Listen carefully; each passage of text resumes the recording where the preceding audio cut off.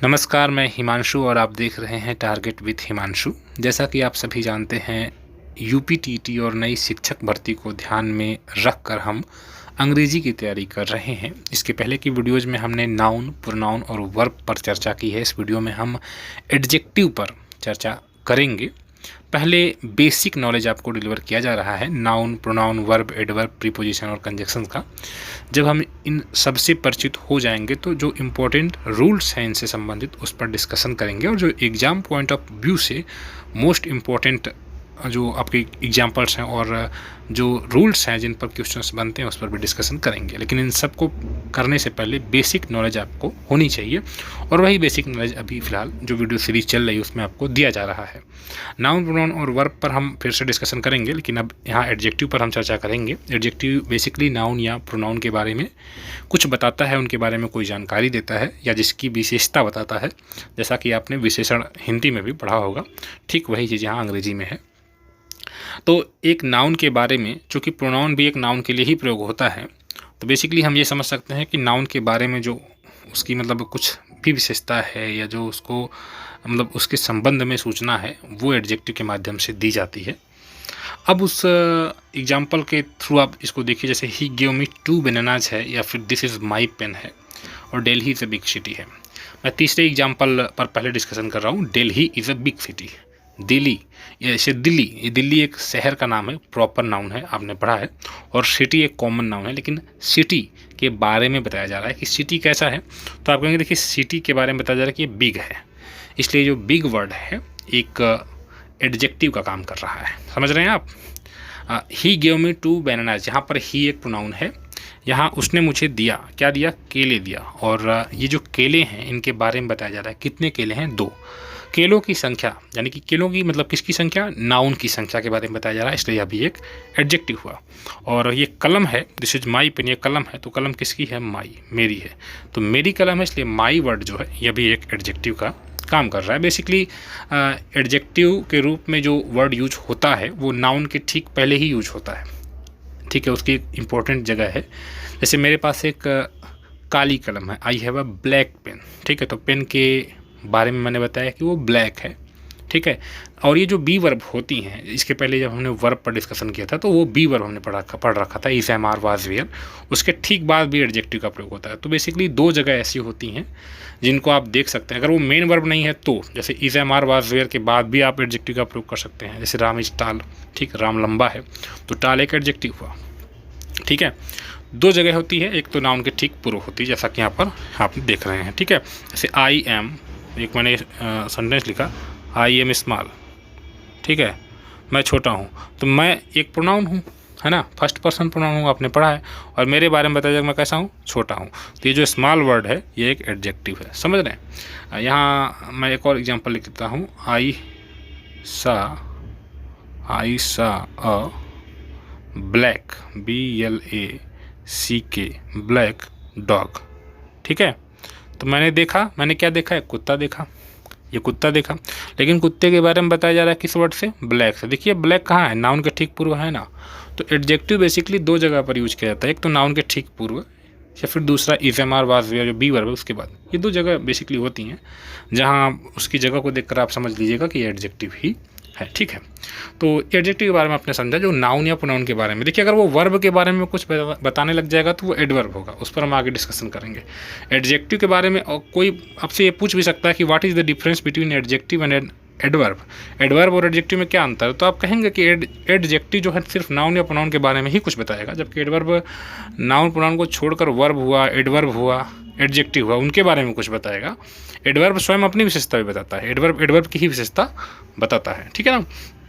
अब एडजेक्टिव को हम कई प्रकार से बांटते हैं, उसी पर हम पहले डिस्कशन करेंगे।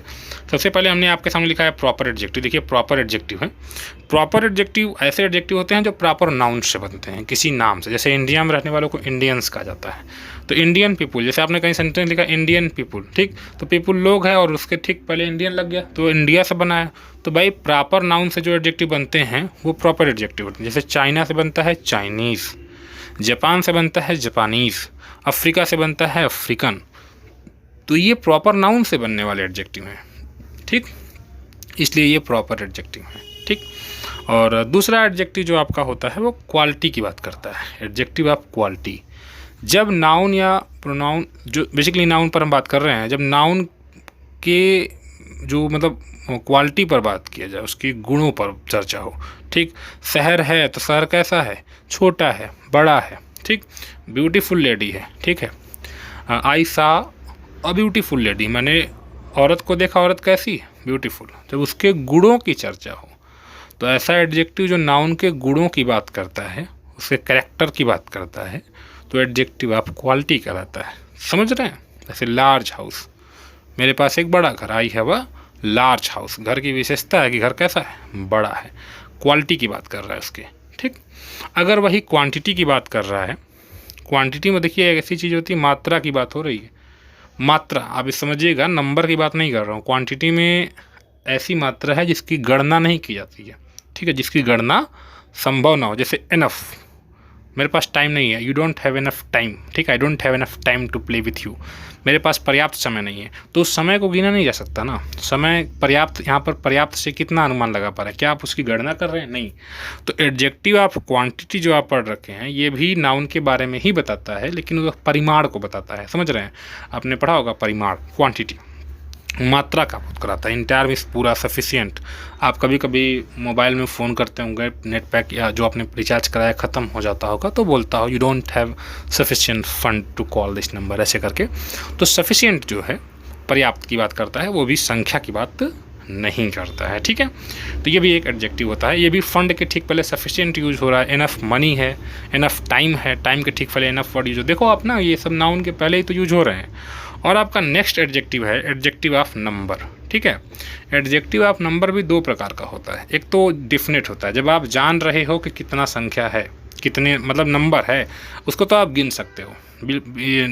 एडजेक्टिव ऑफ नंबर जो है वो गिना जाने वाला है। जैसे आपके पास 5 कलम है, आई हैव 5 पेन्स, तो 5 क्या हुआ, एडजेक्टिव ऑफ नंबर हुआ, क्योंकि वो नाउन की संख्या को बता रहा है। तो मैं वही कह रहा हूँ कि जब नाउन की संख्या पर बात होगा तो वो एडजेक्टिव ऑफ नंबर के अंतर्गत उसको आप रखेंगे। और एडजेक्टिव ऑफ नंबर भी दो प्रकार का होता है।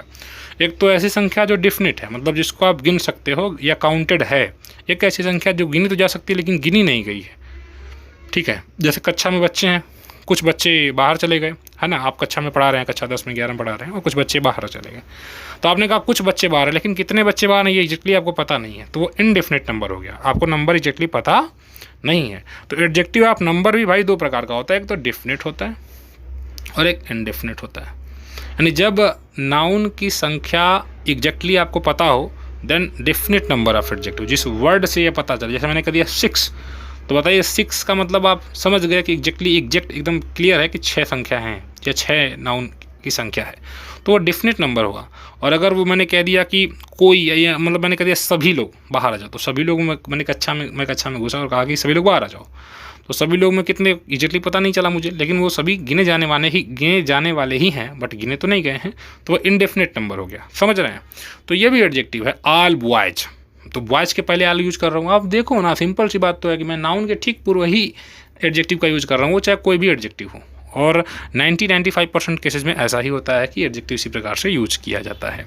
तो डिफिनिट नंबर ऑफ एडजेक्टिव यानी कि जिसकी संख्या बिल्कुल क्लियर हो, और उसमें भी एक होते हैं कार्डिनल, एक होते हैं ऑर्डिनल्स।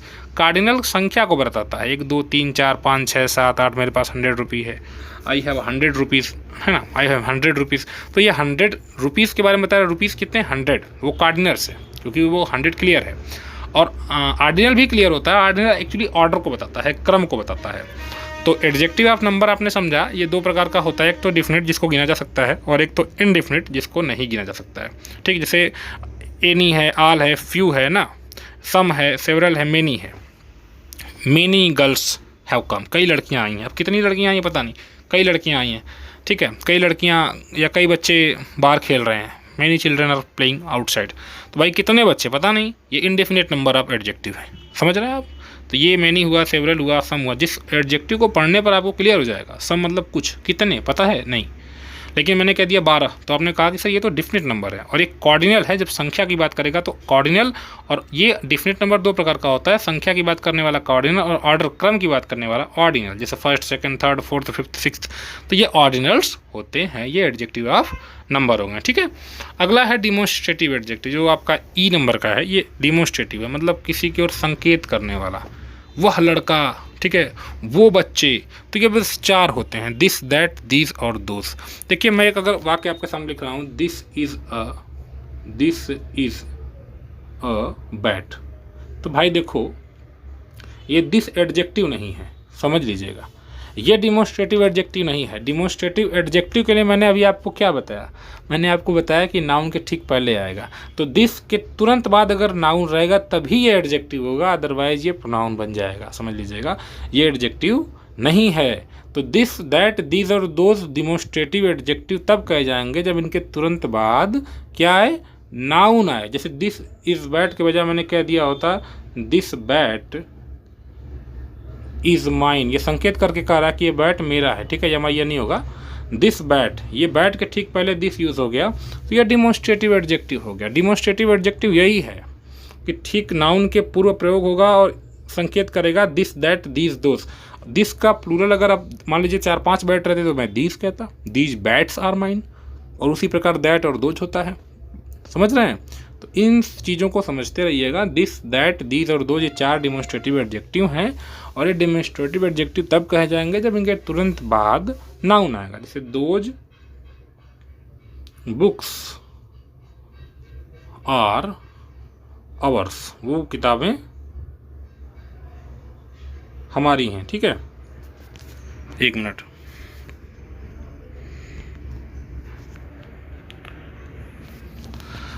तो ये हो गया डिमोन्स्ट्रेटिव एडजेक्टिव।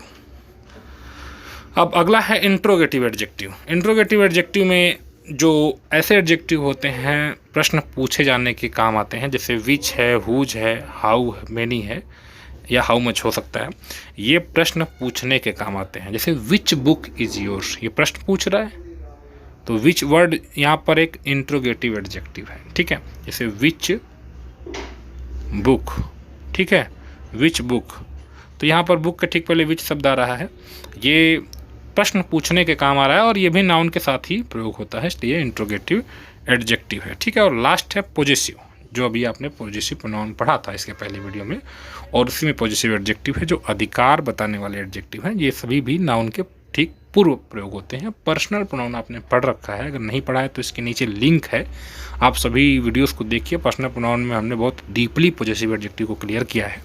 ये सभी ठीक नाउन के बाद पूर्व प्रयोग होते हैं। जैसे आई लाइक हर फ्रेंड, मैं उसके फ्रेंड को पसंद करता हूँ, ठीक है। तो आई लाइक हर फ्रेंड, यहाँ फ्रेंड के ठीक पूर्व हर का प्रयोग हो रहा है, इसलिए ये एक पॉजेसिव एडजेक्टिव है, ये अधिकार बताने वाले एडजेक्टिव हैं, ठीक है। तो आपने पर्सनल प्रोनाउन जो पढ़ा है उसी के अनुसार है ये। जैसे यू आर माई फ्रेंड, ठीक है, यू आर माई फ्रेंड, तो फ्रेंड के ठीक पूर्व माई शब्द यूज हो रहा है, इसलिए ये माई वर्ड एक पॉजेसिव एडजेक्टिव है, ठीक है। तो ये बेसिक नॉलेज आपको दे दिया गया है कि एडजेक्टिव क्या होते हैं, और ये जो इंपॉर्टेंट एडजेक्टिव है उस पर थोड़ा सा डिस्कशन कर दिया गया है। आगे इनसे संबंधित रूल्स पर हम चर्चा करेंगे, लेकिन हम आपको बता रहे हैं कि पहले ये चीज़ें क्लियर हो जाएं कि हर मतलब पार्ट्स ऑफ स्पीच है क्या, वर्ब, एडवर्ब, प्रीपोजिशन, कंजंक्शन सभी क्या है, फिर इंपॉर्टेंट रूल्स पर डिस्कशन होगा। आप काइंडली वीडियो को नए कैंडिडेट्स तक शेयर करिए, और अगर आपने पहले के लेक्चर्स को नहीं देखा है तो सभी को आप देखिए, ताकि आपको सारी चीज़ें बिल्कुल क्लियर हो जाएं। वीडियो के नीचे ही लिंक है, सारी वीडियोज क्रम से लगी हुई हैं, आप उसे देख सकते हैं। तो मिलते हैं फिर नेक्स्ट वीडियो में, गुड बाय।